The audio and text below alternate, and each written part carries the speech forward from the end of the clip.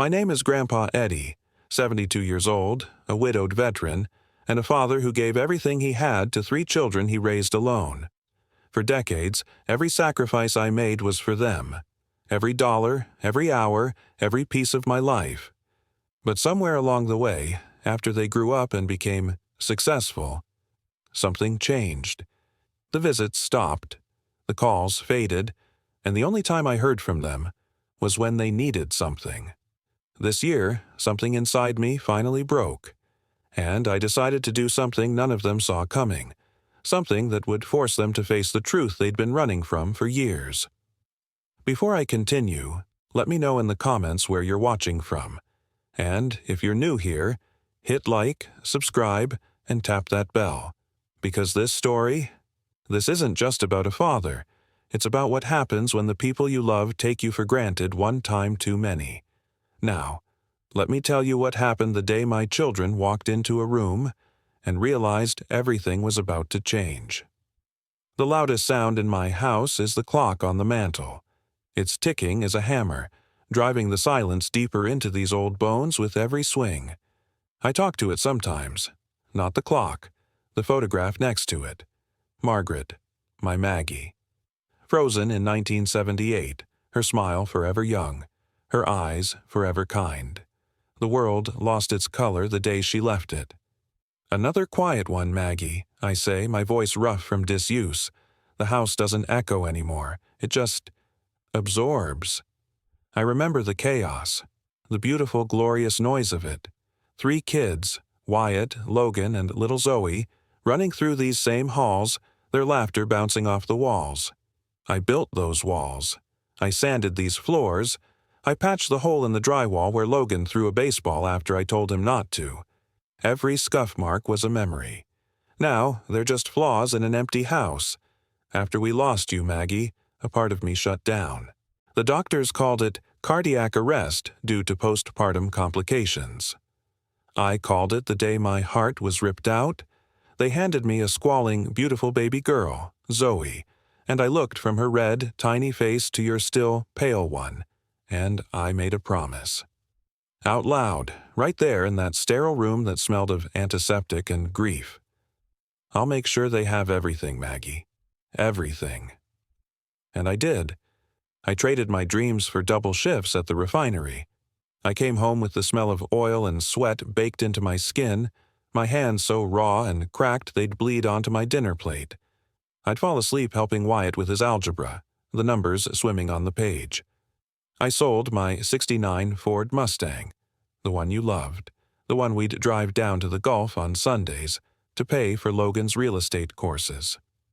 It's just a car, I told him, swallowing the lie. It was my last piece of freedom. For Zoe, your namesake, the one whose birth cost us everything. For her, I did it all. I learned to braid hair. I sat through tea parties with stuffed animals. I was mother and father, and I never, not for 1 second, let her feel the void you left. Or I tried not to. I put all 3 through college, watched them walk across those stages, my chest so tight with pride I could barely breathe. Wyatt, the lawyer, Logan, the real estate mogul, Zoe, the corporate manager, my successes, my life's work. I thought the hard part was over. The sleepless nights, the financial terror, the sheer grinding weight of being everything to 3 human beings. I thought I'd earned my peace. I'd sit on this porch, you by my side in spirit, and we'd watch the grandkids play in the yard. I was wrong. So goddamn wrong. The hard part wasn't raising them. The hard part was being left behind by the men and women I'd raised. The silence after the storm is a special kind of torture. You start to miss the thunder. The clock ticks. Maggie just smiles. And in this quiet house, I feel the first cold crack form in the foundation of the man I built for them. The phone ringing is a seismic event in this house. It jolts me from my chair, my old heart doing a clumsy 2-step against my ribs. The caller ID flashes, Zoe. For one dizzying second, it's 1995. She's 10, calling from a sleepover, whispering, "Good night, Daddy, I love you," before hanging up.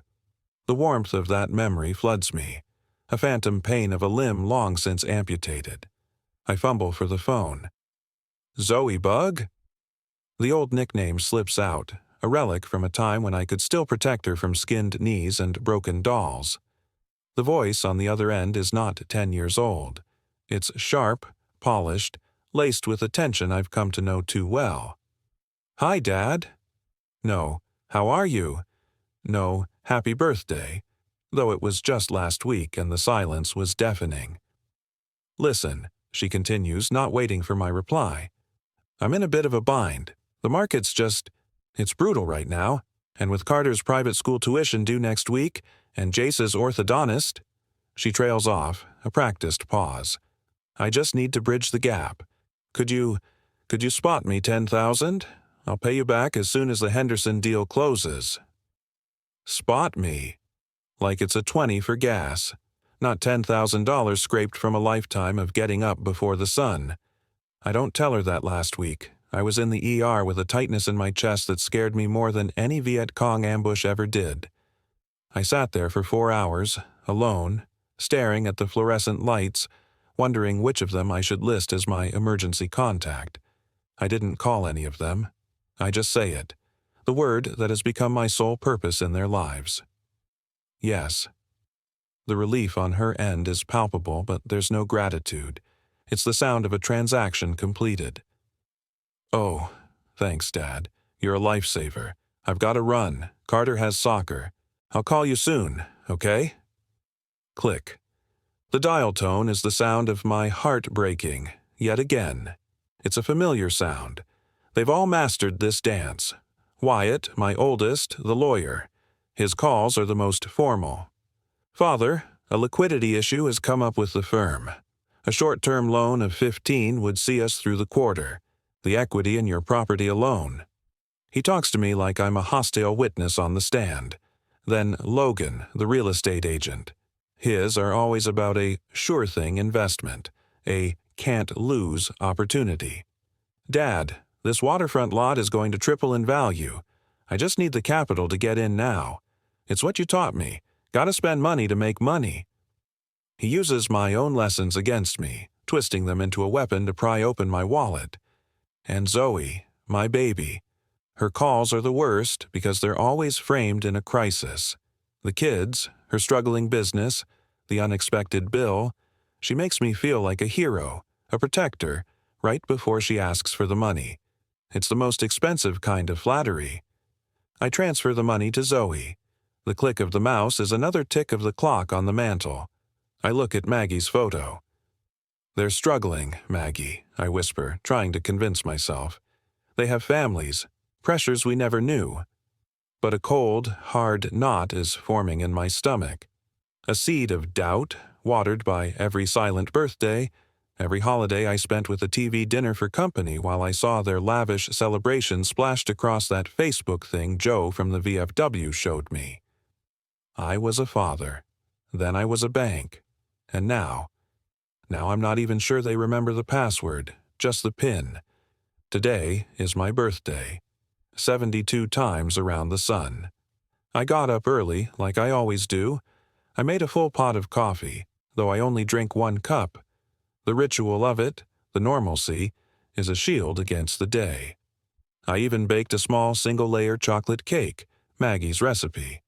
The smell of it baking used to bring the kids running, fingers sneaking into the frosting bowl. Now, the smell just hangs in the air, a sweet, sad ghost.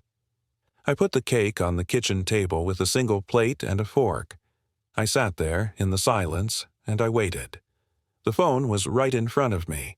I watched the sun climb, paint stripes of gold across the linoleum floor I installed myself. I watched it slide across the room, toward noon. The phone didn't ring. I thought about Wyatt. He's a details man, a lawyer. He has calendars, assistants. He remembers court dates, closing arguments. But not this. I thought about Logan.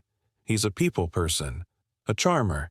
He remembers his clients' anniversaries, their kids' names. It's good for business, but not this. I thought about Zoe, my little girl. She used to make me cards out of construction paper and macaroni. I've kept every single one in a box in the attic. She remembers her spa appointments, her book club meetings. But not this. The sun began to set, the gold light turning to a dull orange, then to gray. The slice of cake sat there, untouched. The frosting had started to crack. The mailman came. I walked to the box, a flicker of stupid, desperate hope still alive in my chest. Junk. A flyer for a lawn service, a bill, and then a card. My breath hitched. I tore it open. It wasn't from any of them. It was a generic "Happy Birthday to a Great American Hero" card, signed by all the guys down at the VFW post. Joe had organized it. My friends, the men who knew my story, who shared their own. That was the moment the last flicker of hope died. It wasn't replaced by anger, not yet. It was replaced by a profound, bone-deep shame. Shame that the life I'd built, the family I'd poured my soul into, had come to this. A single, sad cake and a card from near strangers. I went back inside and didn't turn on the lights. I sat in the dark and let the shame wash over me. I'd failed, not at providing for them, but at teaching them what mattered. I'd given them so much that they'd learned the value of everything and the cost of nothing. The cost of me. I looked up at Maggie's photograph, barely visible in the gloom. "Where did I go wrong, Maggie?" I whispered, my voice breaking. "I did everything you asked. I gave them everything." Her smile in the dim light seemed sad now. Not comforting, but knowing, as if she'd seen this coming all along. The knot of doubt in my stomach, the one planted during Zoe's call, hardened into something else. Something cold and clear. This wasn't just forgetfulness. This was a pattern. A choice. And for the first time, I allowed myself to ask the question I'd been too afraid to form. If the only thing tying them to me was money, what was I really holding on to? The cake was still on the table. I picked up the plate, walked to the trash can, and tipped it in. The quiet thud was the sound of a door closing in my heart. A door that I knew then would never open for them again. Something had to give. I just didn't know it would be a small, unmarked package that would arrive the very next morning. The shame from my birthday was a stain I couldn't wash off. For 2 days I moved through the house like a ghost, the silence now a judgment. I'd failed, not just as a father, but as a man. I'd built a legacy of bank transfers, not of love. On the third morning, the doorbell rang. It was a jarring, alien sound. No one rings the bell. The mailman just shoves the mail through the slot. I opened the door to an empty porch. The Texas heat was already beginning to shimmer off the pavement. On the welcome mat, a mat worn thin by 30 years of little feet, then by 30 years of just mine, sat a small, brown, cardboard box. No return address, just my name and address printed in a generic computer font script. A prickle, the old kind I hadn't felt since NAM, ran up my spine. This wasn't Amazon. This wasn't a catalog. I brought it inside, setting it on the kitchen table where the cake had sat. I stared at it. It was the size of a small book, light. I got a knife and sliced the tape. Nestled inside, packed in crinkled brown paper, was a cheap black digital audio player, the kind you could buy at a gas station. Next to it, a single, folded slip of paper. No signature, just 5 words printed in the same anonymous font. Someone thought you should know. My hands, these old, refinery-roughened hands that had held rifles and changed diapers and signed tuition checks, began to shake. This was it. A bomb in a cardboard box. I carried the player into the living room, sinking into my worn armchair. I looked at Maggie. "What now, old girl?" I asked her. Her smile offered no comfort, only a silent strength. I pressed play. There was a crackle of static, then the clear, unmistakable sound of clinking glasses and the low hum of a cocktail party. Laughter. My children's laughter. Zoe's voice. So then I told him, if he thinks he's getting alimony, he's got another think coming. Wyatt's drawing up the papers. Wyatt's voice, smooth as whiskey. It's a simple matter of the prenup. He signed it. He gets the car and his golf clubs, and that's it. More champagne, anyone? My blood ran cold. They were together. They were celebrating. Without me. Then the tone shifted. The background noise faded, as if they'd moved into a quieter room. Logan's voice, eager. So, while we're all here, have we given any more thought to the long-term asset? A pause. My heart hammered against my ribs. Wyatt. The old man's property. It's prime. The house is paid off, but it's the land. With the potential mineral rights, we're looking at a clean $1.2 million easy. Maybe more. I felt the air leave my lungs. The old man. I was an asset. A line item. Logan. Split 3 ways. That's life-changing. My boat fund is officially ready. That new 45-foot Cabo's calling my name. A boat. He was planning to buy a boat with the bones of my life. Then, Zoe's voice, colder and more calculating than I'd ever heard it. The voice she used for business now turned on me. He's tough, though. Stubborn. He'll hang on for years out of sheer spite.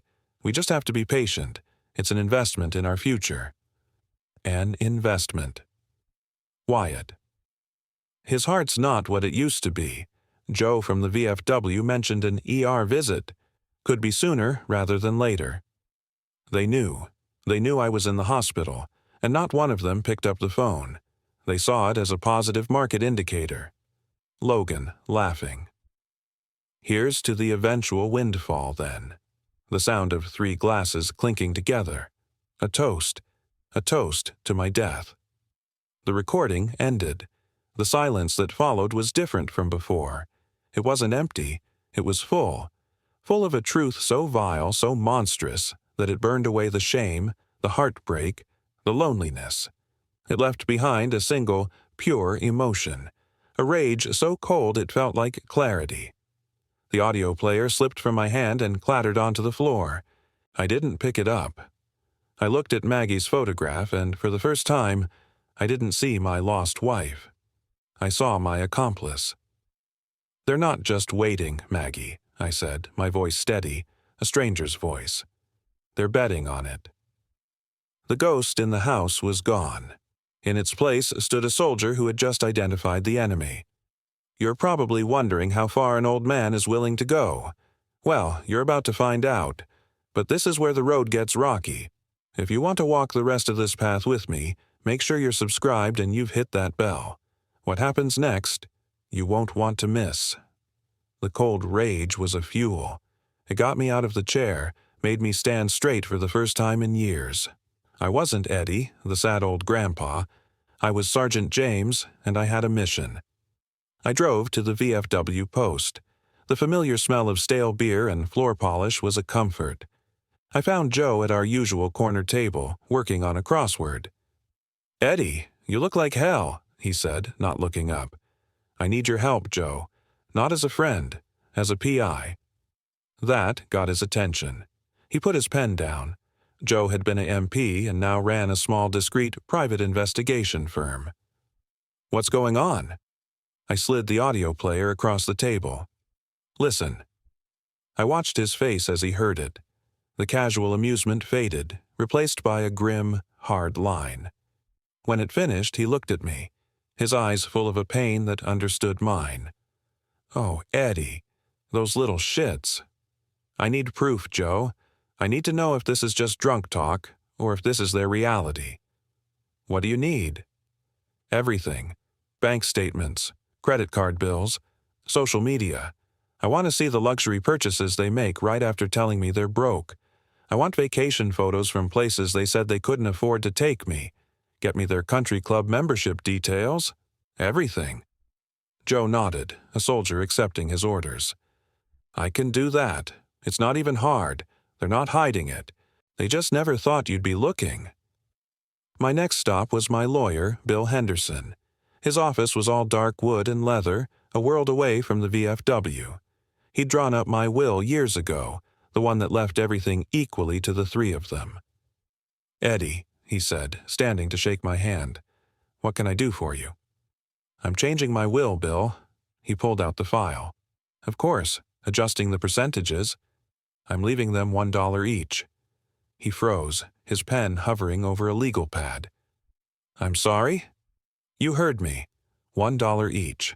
I want it legally documented that they were considered and explicitly disinherited. Eddie, are you sure? This is extreme. This is your family.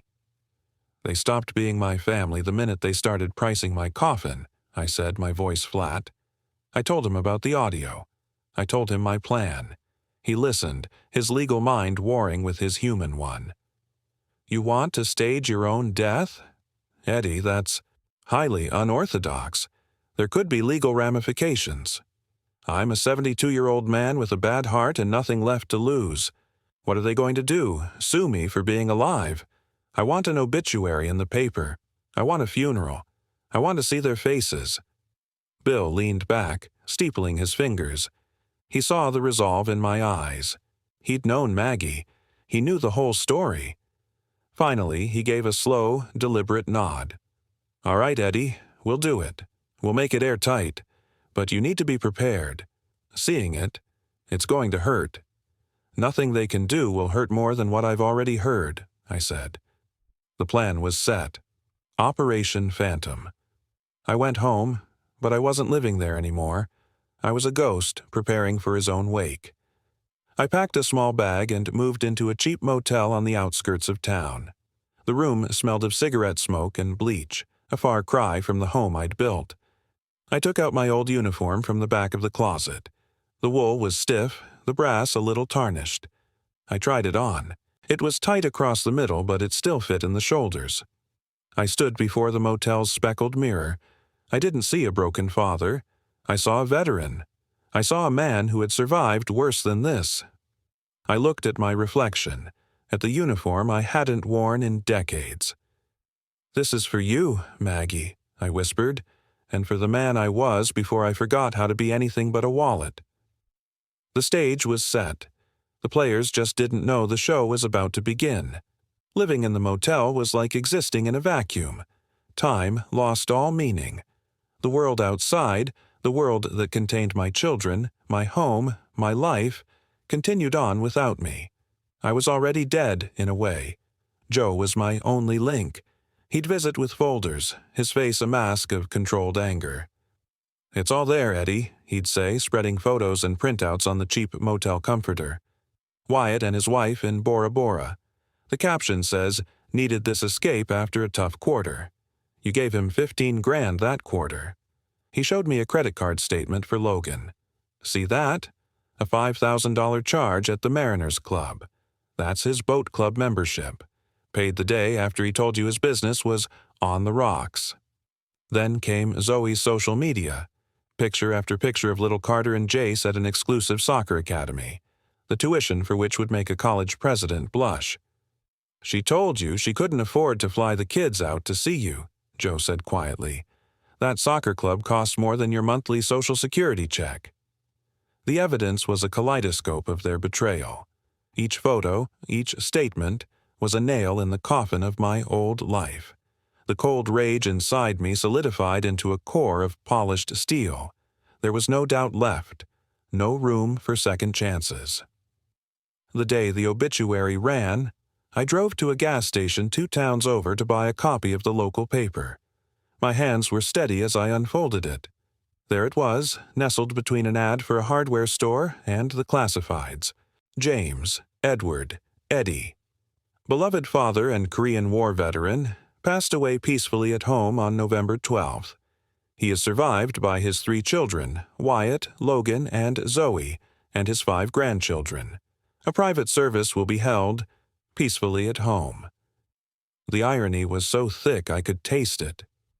Beloved father. The words were a lie, but they were the bait. I went back to the motel and waited. My personal phone was off, disconnected. But Joe had rigged a tap on my home phone line. He sent me the audio files. The first call came 3 hours after the paper hit the stands. Click. Zoe's voice, panicked, fake sobbing. Dad, oh my God, pick up. It's Zoe. The paper. It can't be true. Click. She was a terrible actress. Then Wyatt. No pretense of grief, just cold, hard business.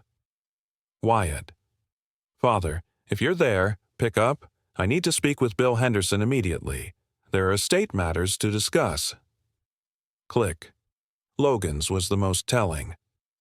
Logan, voice low and excited. Hey, Dad. Wow. Just saw the paper. Call me back. Seriously. Call me back. He sounded like he'd just won the lottery. Then the text started flooding my disconnected cell phone. Joe had set up a forward to an old laptop. Zoe.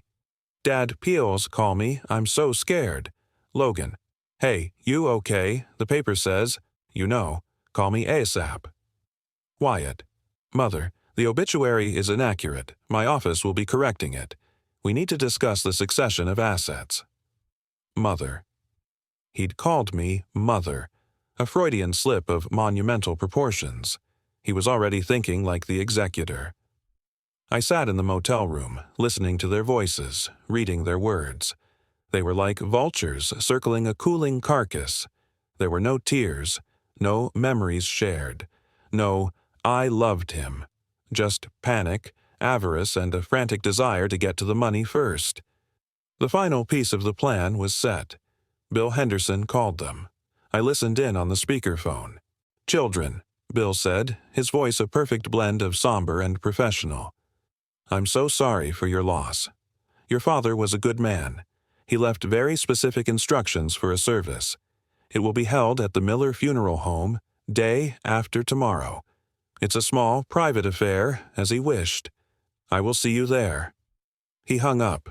The trap was sprung. The night before the funeral, I laid out my uniform.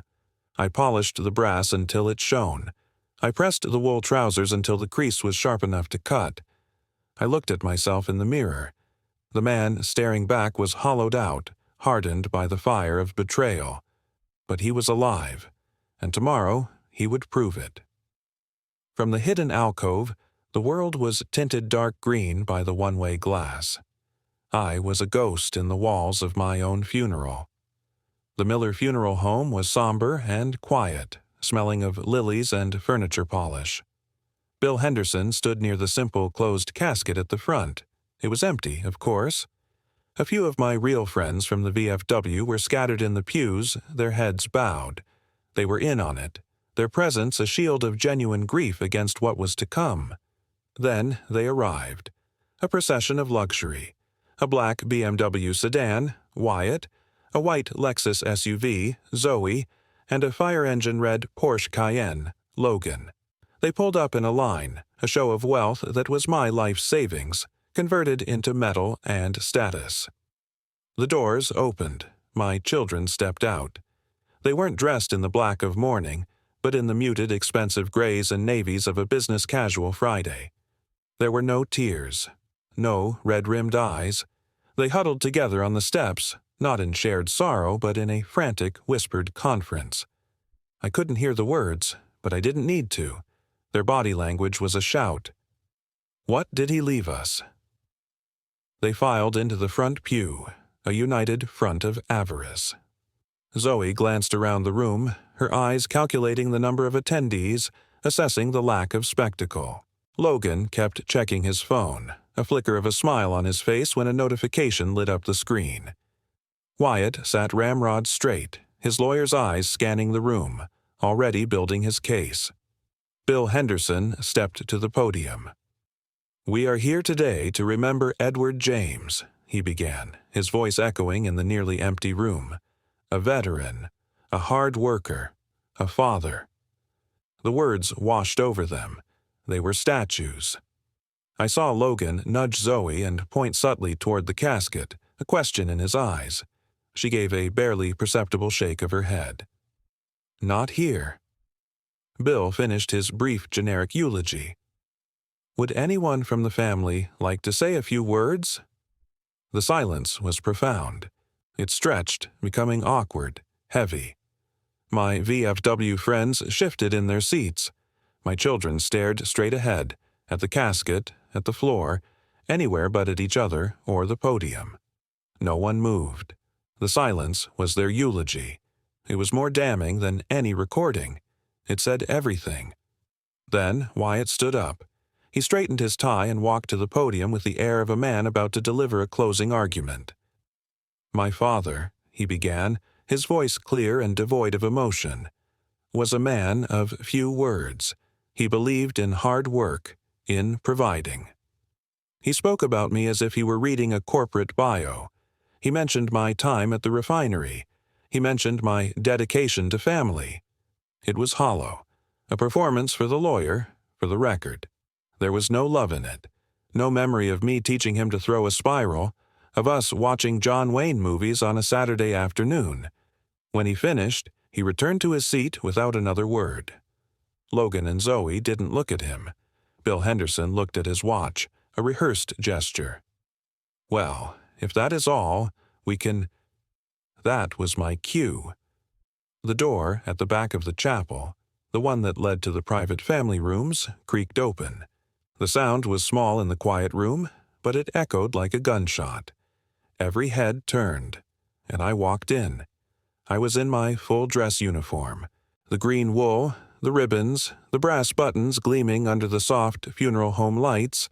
My posture was straight, my face a granite mask. I was not the frail, lonely old man they imagined. I was the soldier I had been before they were born.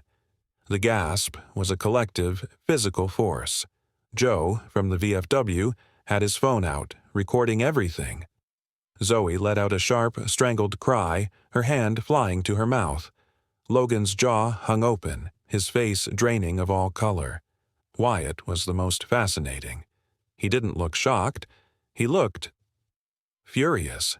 His legal mind, his sense of order, had been violated. This wasn't in the script. I didn't look at them. Not yet.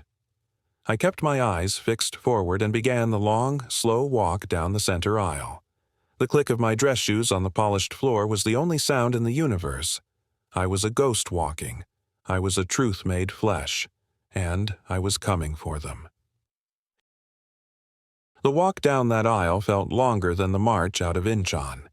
Every click of my heel on the polished floor was a hammer strike on the coffin of their lies. I could feel their stares, the stunned, silent awe from my VFW buddies in the back, and the pure, undiluted terror from the front pew. I kept my eyes locked forward on the empty casket. It was a prop, a symbol of the father they had already buried in their hearts. My uniform, stiff and unfamiliar after so many years, was my armor. The weight of the wool, the pinch of the collar, it was all a reminder that I was more than just their source of funds. I was a man who had faced down death long before they were ever a thought. Out of the corner of my eye, I saw the tableau of their shock, frozen in time. Zoe had both hands clamped over her mouth, her eyes wide and swimming with a toxic mix of fear and confusion. She looked like a little girl who'd been caught stealing from the cookie jar, only the stakes were her soul. Logan was half out of his seat, his body caught between the instinct to flee and a paralyzing disbelief. His face, usually so full of slick charm, was a slack, pale mask. The red of his Porsche was the only color left in him. Wyatt was different. He didn't slump or startle. He went rigid, his knuckles white as he gripped the pew in front of him. His lawyer's mind was short-circuiting, trying to find a precedent, a loophole, a way to sue reality itself. His fury was a cold, silent radiation that I could feel from 10 feet away. I reached the front. I turned slowly, my back to the casket, and faced them. I finally let my gaze fall upon my 3 children. I looked at each one in turn, holding their eyes for a second that felt like an eternity. I saw no love there, no relief that I was alive. I saw only the shattering of their greedy little plans. The silence was thicker than the East Texas humidity. You could have heard a pin drop. You could have heard a heartbreak. Bill Henderson, to his credit, played his part perfectly. He looked at me, then at them, his expression unreadable. "Eddie," he said, his voice calm in the storm. "The family was just paying their respects." That broke the spell. "What is this?" Wyatt hissed, his voice low and venomous. Some kind of sick joke." "No, son," I said, my voice quieter than I'd expected, but it carried in the dead air. "The joke ended when you started counting my money while I was still breathing." Logan found his voice, a reedy, desperate thing. "Dad, we thought you we're so relieved." The lie was so transparent it was almost pathetic. "Are you?" I asked, my tone flat. "You look like three people who just lost the lottery." Zoe started to cry. Not quiet, graceful tears, but ragged, ugly sobs. "How could you do this to us? Do you know how scared we were?" I looked at her, my baby girl, and I felt the last fragile thread of my old heart snap. "I do," I said, my voice dropping to a near whisper. "I know exactly what it feels like to be terrified and alone. I felt it every time the phone rang, and I knew it was one of you, not calling to see if I was still alive, but to see if my wallet was." I stepped toward the podium. Bill moved aside. The room was mine. I placed my hands on the smooth, cool wood of the podium. I wasn't a grieving father. I was a prosecutor. And this was my closing argument.